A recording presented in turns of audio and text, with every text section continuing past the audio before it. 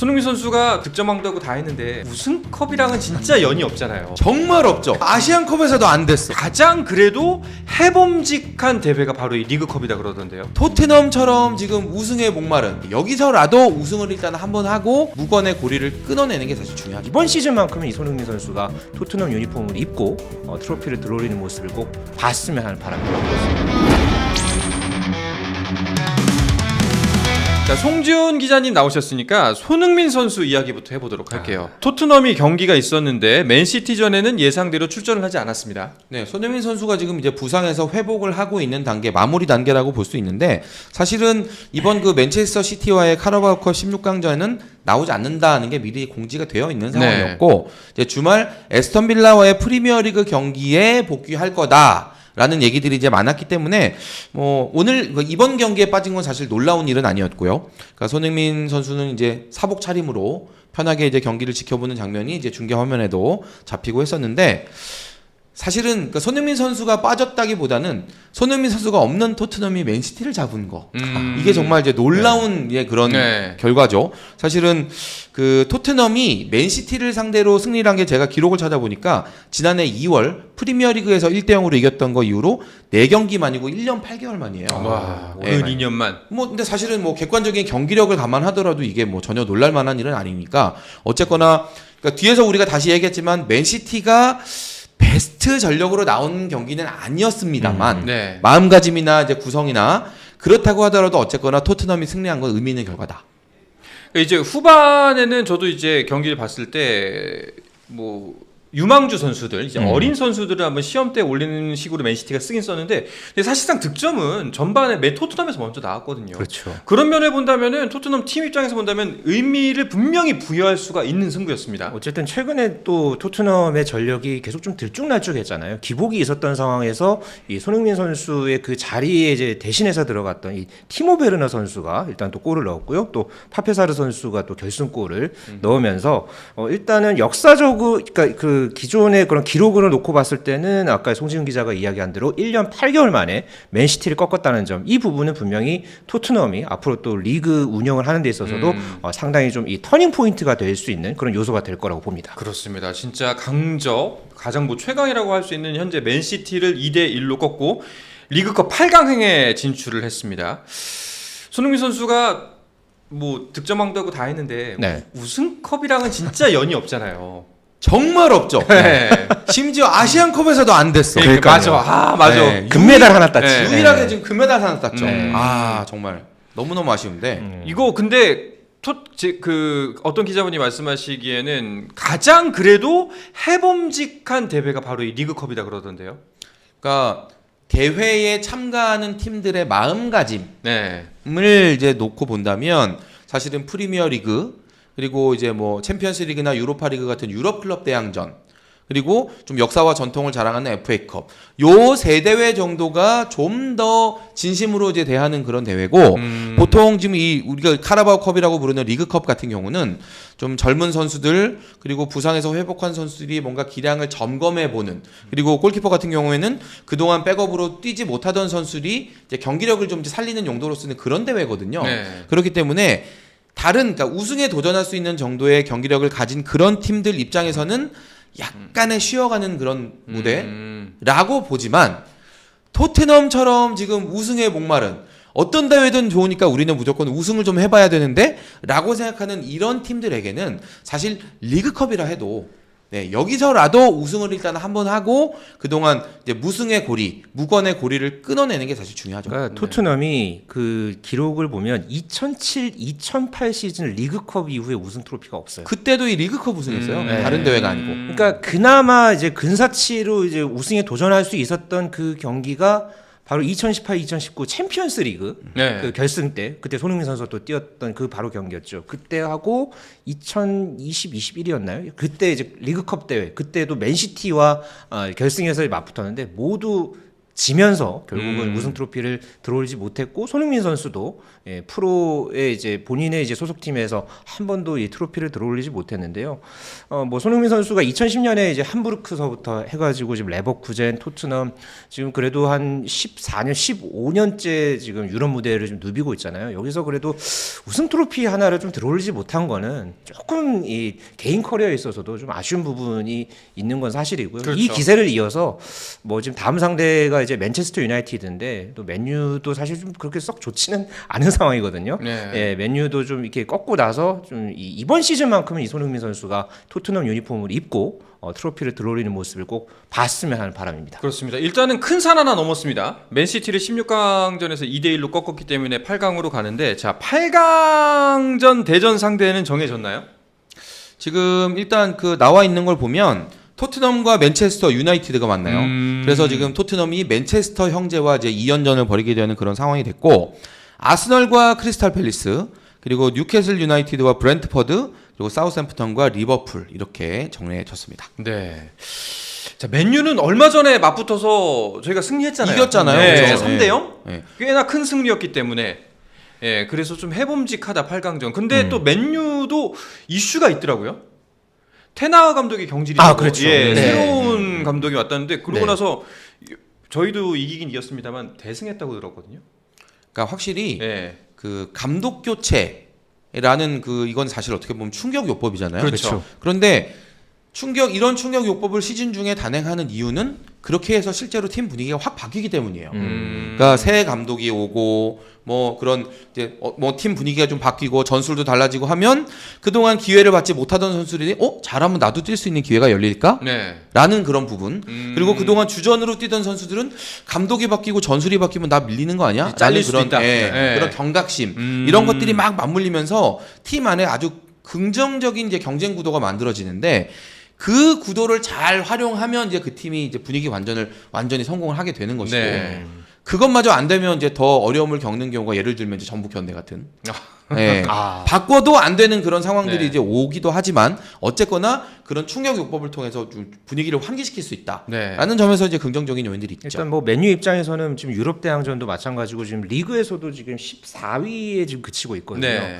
여러 가지 지금 뭐 경쟁에서 좀 많이 멀어져 있는 상황에서 이런 컵 대회 같은 경우 지금 8강까지 올라왔단 말이에요. 그렇다면은 이런 대회에서는 맨유 입장에서는 또 큰 동기부여가 될 수 있습니다. 때문에 토트넘도 물론 이제 컵 대회 우승을 위해서 또 이 주전급들을 8강 이후에는 많이 또 내겠지만은 맨유 역시 컵 대회를 뭐 하나 이제 새로운 동기부여로 이제 삼고서 거기에 이제 주전급들을 대거 투입할 수 있습니다. 때문에 이 8강전이 제가 봤을 때는 조금 뭐 어떻게 보면은 이 정예 멤버들끼리 서로 경기를 해서 굉장히 좀 치열한 승부가 펼쳐지지 않을까라는 좀 예상을 해봅니다. 뭐 8강이 바로 있는 게 아니라 12월 달이라고 12월 16일에 예정돼 있습니다. 16일. 네. 그 사이에 과연 감독이 바뀐 맨유가 얼마나 다시 끌어올릴 것인가. 또 토트넘은 다시 한번 여기서 살아나야겠죠. 그렇죠. 손흥민 선수의 일단 몸 상태가 관건입니다. 이번에도 어쨌거나 경기는 못 뛰었잖아요.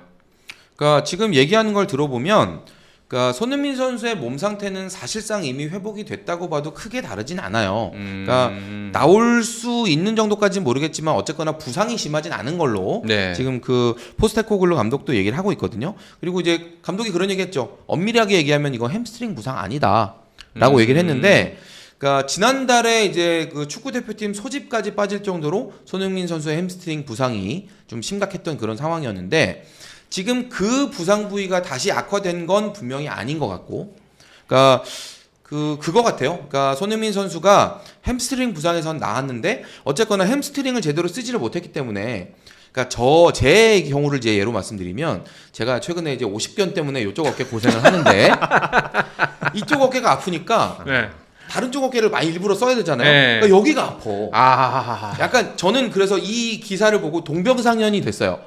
지금 이 상황이구나. 네. 내가 여기를 아파서 좀 잘 일부러라도 못 쓰는 상황이다 보니 다른 근육을 쓰다 보니까 여기가 약간 좀 욱직욱직한 거야. 오히려 네, 과다 사용이죠. 과다 사용. 네, 그래서 네. 이제 토트넘 입장에서는 혹시나 또 부상 올 수 있을지 모르니까 약간 쉬어. 지금 이 정도로 보시면 될 것 같고요. 그래서 제가 보기에는 이번 주말 정도에는 일단 선발이든 교체든 이제 뛰지 않을까. 이번 주말 토트넘이 만날 상대가 에스턴 빌라거든요. 그렇죠. 에스턴 빌라 지금 현재 프리미어리그 4위로 알고 있습니다. 맞습니다. 네, 그리고 지난 시즌에 순위 경쟁도 꽤 치열하게 했었고 굉장히 상승세에 있는 팀인데 이럴 때일수록 사실상 에이스 손흥민 선수가 정말 필요하죠. 특히나 지금 토트넘은 리그에서 조금 더 순위를 끌어올리려면은 이번 에스턴 빌라전 상당히 중요하고요. 그렇기 때문에 오늘 경기를 이제 아끼고 지금 에스턴 빌라전에 이제 총력전을 펴기 위해서 손흥민 선수를 이제 투입하겠다라는 것이 지금 포스테코글루 감독의 이제 보관인데요. 에스턴 빌라는 어쨌든 올 시즌에 지금 첫 번째 대결입니다. 그리고 지금 승점 차가 5점 차. 일단 토트넘은 바지런히 지금 따라가려면은 이번 경기에서 절대적으로 지금 승점 3점이 필요한 상황입니다. 네. 자, 그리고 손흥민 선수의 몸 상태가 우리가 더 관심이 가는 이유 중에 하나는 이제 11월 달, 이제 곧 내일이면 바로 11월 달입니다. 11월 달에도 우리 A매치잖아요. 그렇죠. 예, 여기에도 손흥민 선수가 지난 A매치에서는 뛰지 못했기 때문에 여기에는 과연 돌아올 수가 있을 것인가? 이 부분에 대한 관심도 굉장히 크거든요. 네, 지금 월드컵 3차 예선이 다음 달 14일에 쿠웨이트전 그리고 19일날 팔레스타인전 모두 원정 경기입니다. 네. 이 두 경기에 이제 뛸 이제 명단을 이제 오는 4일에 이제 발표를 이제 하는데요. 지금 뭐 손흥민 선수 부상 이슈도 있지만은 지금 황희찬 선수도 지금 지금 발목이 좀 좋지가 않죠. 그래서 지금 합류가 불투명하고 여기에다가 지금 엄지성 선수도 지금 빠져 있고요. 그래서 공격과 이제 미드필더 자원에서 지금 이제 전력 누수가 있기 때문에 과연 여기에 이제 손흥민 선수가 만약에 이제 이번 에스턴 빌라전에서 좀 좋은 컨디션을 보여주고 그렇다면은 과연 홍명보 감독이 여기서 어떤 선택을 할지 굉장히 좀 이 관심 있게 봐야겠습니다. 사람들의 의견은 좀 분분한 것 같아요. 이번까지도 좀 쉬는 게 낫지 않냐. 그렇게 크게 걱정할 만한 상대는 아니니까 무리할 필요는 없다라는 의견이 있고 그래도 손흥민 선수가 돌아왔으면 좋겠다라고 하는 의견이 있는 것 같아요. 저는 개인적으로 손흥민 선수가 본인이 스스로 돌아오고 싶어 할 거라고 봅니다. 네, 그러니까 사실은 그 10월 A매치 두 경기가 손흥민과 황희찬이라는 이 두 아주 공격에 기둥이 빠져버린 상태에서 경기를 해서 어떻게 될까에 대한 그런 이제 궁금증과 걱정들이 많았었는데 우리가 기대했던 부분을 우려했던 부분까지도 훨씬 뛰어넘는 결과가 나왔단 말이죠. 근데 사실은 손흥민 선수 입장에서 보면 지금 축구 대표팀이 잘 됐네. 이번 기회에 우리가 좀 세대 교체할 수 있게 젊은 선수들 새로운 피들 많이 실험해봐야 되지 않을까요? 라고 얘기 나오는 게 손흥민 선수 입장에서는 이게 반가울 리는 없는 이야기예요. 그건 그렇죠. 그렇죠. 네. 그렇기 때문에 손흥민 선수는 어쨌거나 내가 경기에 나갈 수 있는 몸 상태라고 한다면 대표팀에 돌아와서 손흥민이 있는 대표팀과 없는 대표팀이 이렇게 다릅니다를 분명히 보여주고 싶을 것 같거든요. 그러니까 세대 교체를 하는 건 하는 거지만 어쨌거나 손흥민이라는 존재감은 확실하다라는 걸 보여주고 싶어 할 것 같고 그런 의미에서 오히려 홍명보 감독이 이번에 쉬는 게 어때 하더라도 저 뛸래요 할 것 같은데요, 저는. 일단은 에스턴 빌라전이 관건이 될 것 같습니다. 그렇죠. 그날 그 경기를 봐야지. 일단 그날 출전을 하는지, 그 출전에서 몸 상태가 어떤지. 왜냐하면은 그 홍명보 감독의 11월 A매치 명단 발표가 내달 4일이네요. 그렇죠. 다음 주 월요일. 딱 그 에스턴 빌라 경기 하고 바로 다음에. 네. 이날 발표는 어떻게 예상하세요? 이제 명단 발표에 대해서? 그러니까 손흥민 선수를 제외하고 홍명보 감독의 선택들 뭐 좀 달라지는 부분이 있을까요? 이번에 홍명보 감독이 유럽 갔다 왔죠. 네. 예, 갔다 온 이유도 그러니까 기존에 잘 뛰고 있는 선수들을 보러 간 게 아니라 이제 그동안 대표팀에 하고는 인연이 없었지만 이런 선수들 좀 뽑아보면 어때라는 이야기들이 꾸준히 나오고 있던 그 선수들 점검하러 간 거예요. 예를 들면 지금 스위스에서 뛰고 있는 이영준 선수, 우리 축구 대표팀의 최전방 주민규 선수가 좀 살짝 최근에 골을 넣긴 했지만 이제 부진한 그런 상황에 스트라이커 자원을 좀 더 이제 좀 확장해야 된다라는 그런 이야기가 나오고 있어서 이제 이영준 선수를 가서 직접 보고 왔고요. 네. 그리고 또 우리 대표팀의 고질적인 이 포지션 공백 메꿔야 되는 수비형 미드필드 자리. 과연 이 자리에 이제 누구를 붙박이 주전으로 세울 거냐가 앞으로 우리가 북중미 월드컵 본선까지도 중요한데 그 자리 후보로 거론되고 있는 원두재 선수 가서 중동 가서 보고 왔습니다. 네. 네. 그러니까 이런 지금 홍명보 감독의 그 동선들을 보면 어쨌거나 기존에 유럽에서 자리 잡고 잘 뛰고 있는 선수들을 지금 보겠다는 게 아니라 대표팀에 새로 뽑아볼 수도 있는 새로운 얼굴들. 이걸 본다면 지금 홍 감독의 마음은 세대 교체와 좀 더 이제 선수층을 풀을 넓히는 거 요쪽에 가 있구나라는 걸 확인할 수 있죠. 아마 말씀하신 대로 좀 새로운 얼굴들이 발탁될 가능성이 좀 많이 높겠네요.